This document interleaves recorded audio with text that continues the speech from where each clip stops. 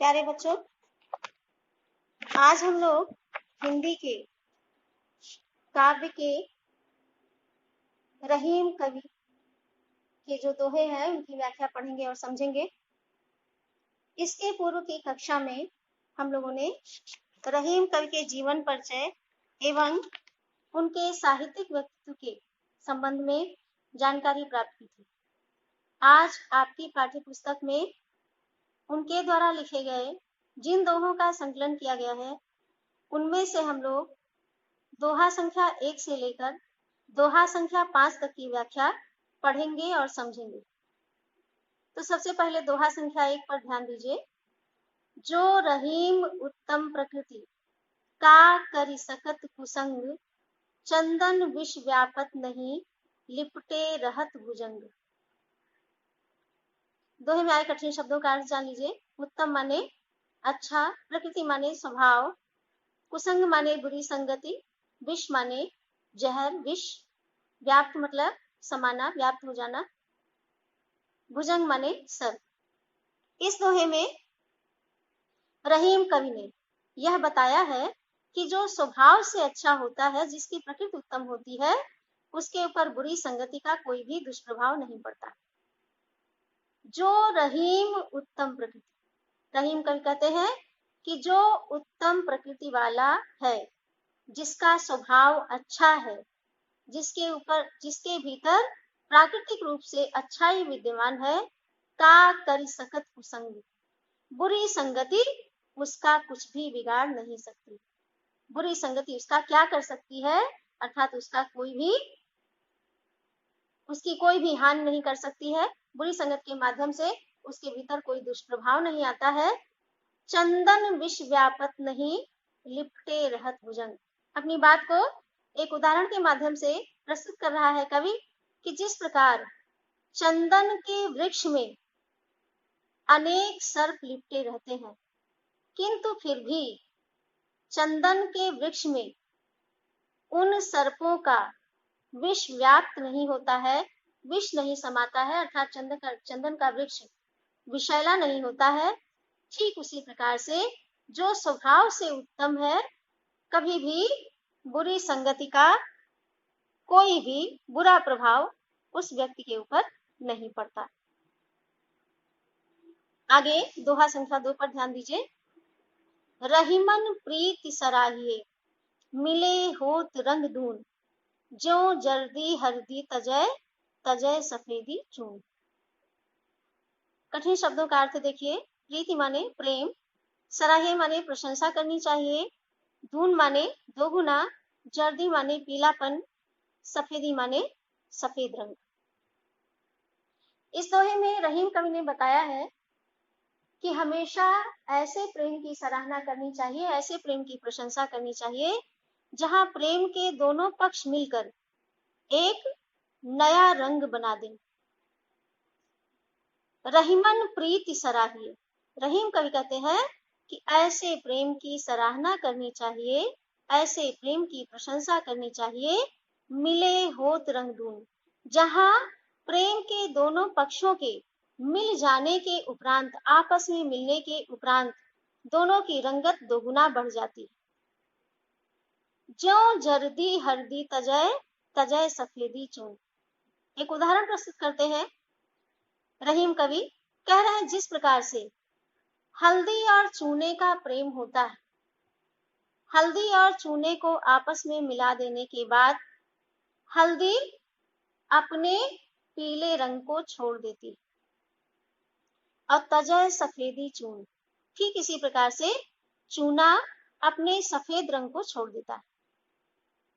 तो हल्दी अपने पीले रंग को छोड़ देती है, चूना अपनी सफेदी को छोड़ देता है और दोनों के मिलने से सुंदर लाल रंग बनता है। दोनों मिलकर लाल रंग के हो जाते हैं परस्पर मिलकर, क्योंकि दोनों ही अपने अहंकार को छोड़ते हैं, दोनों अपने आप को भूल जाते हैं। इसलिए सच्चे प्रेम के माध्यम से उनके मिलने से एक नया रंग बनता है। तो ऐसे प्रेम की, इस प्रकार के प्रेम की हमेशा सराहना करनी चाहिए, सदैव प्रशंसा करनी चाहिए, जहां प्रेम के दोनों पक्षों के मिलने से उनकी रंगत दोगुना बढ़ जाती। दोहा संख्या 3, टूटे सुजन मनाइए, जो टूटे 100 बार, रहीमन फिर पोइए, टूटे मुक्ताहार। कठिन शब्दों के अर्थ जानिए। सुजन माने सज्जन, पोइए माने पिरो देना, गूंथ देना, मुक्ताहार माने मोतियों की माला। इस दोहे में रहीम कवि ने बताया है, यदि कोई सज्जन व्यक्ति हमसे रूठ जाए तो हमें बार बार प्रयास करके उसको मना लेना चाहिए। कहते हैं कि टूटे सुजन मनाइए, यदि कोई सज्जन व्यक्ति हमसे रूठ गया तो हमें उसको मना लेना चाहिए। जो टूटे 100 बार, यहां तक कि अगर वह 100 बार भी हमसे रूठे तो हमको बार बार उसे मनाना चाहिए, क्योंकि सज्जन व्यक्ति के माध्यम से हमारी सदैव सुरक्षा होती है। एक प्रकार से कहना चाहिए कि हमारा सदैव उससे लाभ ही होता है, उससे हमारी कोई हानि नहीं होती, बल्कि वो हमें हानि से बचाता है। इसलिए यदि कोई सज्जन हमसे रूठ जाए तो 100 बार प्रयास करके उसे मना लेना चाहिए, चाहे वो 100 बार हमसे रूठे तब भी हमको उससे मनाना चाहिए। रहीमन फिर पोइए, टूटे मुक्ताहार। जिस प्रकार से यदि मोतियों की माला टूट जाती है, तो चूंकि मोती मूल्यवान है, इसलिए मोतियों की माला अगर बार बार टूटती है तब भी व्यक्ति उन मोतियों को इकट्ठा करता है, उन्हें फिर से एक नए धागे में पिरोता है और नए धागे में पिरो करके एक नई माला तैयार करता है।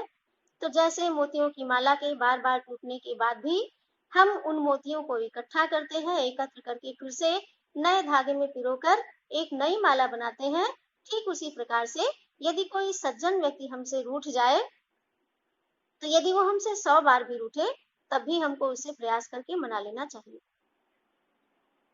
दोहा संख्या 4, रहीमन असुआ नैन ढरी, जिए दुख प्रगट करे, जाहि निकारो गेहते, कस न भेद कहि दे। कठिन शब्दों के अर्थ देखिए।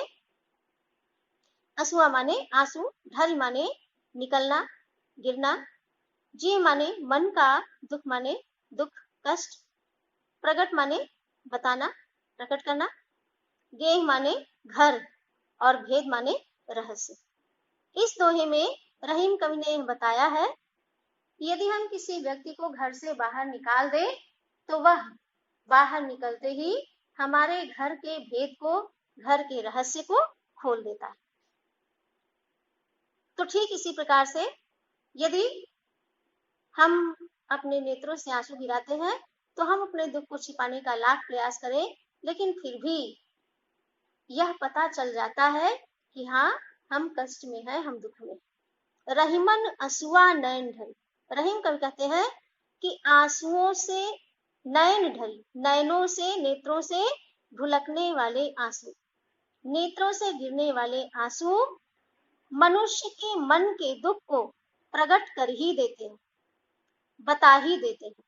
यानी उसके नेत्रों के गिरने वाले आंसू के माध्यम से हम इस बात को जान भी लेते हैं कि उस व्यक्ति का मन दुखी है, कष्ट में है। जाहि निकारो गेहते, कस न भेद कहि दे। जिस प्रकार से यदि हम किसी को घर के बाहर निकाल दें तो वो हमारे भेद को प्रकट कर ही देता है, हमारे भेद को सब जगह बता ही देता है, उसके माध्यम से हमारा भेद, घर का भेद खुल जाता है।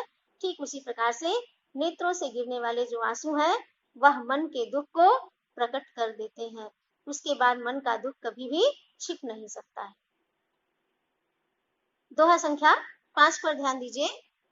कही रहीम संपत्ति सगे, बनत बहुत बहुरीति, विपत्ति कसौटी जे कसे, ते ही साचे मीत। कठिन शब्दों के अर्थ देखिए। संपत्ति माने संपत्ति, सगे माने सगा संबंधी, इष्ट मित्र, बहुरीति माने बहुत प्रकार से, विपत्ति माने विपत्ति, दुख, कसौटी जिसपे परखा जाता है, साचे माने सच्चे और मीत माने मित्र। कही रहीम संपत्ति सगे, तो इस दोहे में रहीम जी बता रहे हैं कि यदि हमारे पास संपत्ति होती है, धन होता है, तो हमारे बहुत सारे संबंधी निकल आते हैं। अनेक प्रकार से हमसे संबंध को जोड़ते हैं। कही रहीम संपत्ति सगी, जिस समय हमारे पास संपत्ति होती है, जिस समय हमारे पास धन होता है, वैभव होता है, समृद्धि होती, उस समय हमारे बहुत से संबंधी निकल आते हैं। लोग हमारे सगे बनने लगते हैं, हमसे मित्रता स्थापित करने लगते हैं। बनत बहुत बहुरीत, नाना प्रकार से उदाहरण दे करके, नाना प्रकार से संबंधों को जोड़ करके हमसे मित्रता स्थापित करना चाहते हैं, हमारा सगा संबंधी बनना चाहते हैं। विपत्ति कसौटी जे कसे, लेकिन जब हमारे ऊपर विपत्ति पड़ती, जब हम किसी दुख में फंसते हैं, तब उस विपत्ति रूपी कसौटी पर कसे जाने पर जो सच्चा उतरे, ते ही साचे मित्र, वही वास्तव में हमारा सच्चा मित्र होता है। अर्थात जो विपदा पड़ने पर, दुख पड़ने पर हमारे काम आए, वही वास्तव में हमारा सच्चा हितैषी है, वही वास्तव में हमारा सच्चा मित्र है।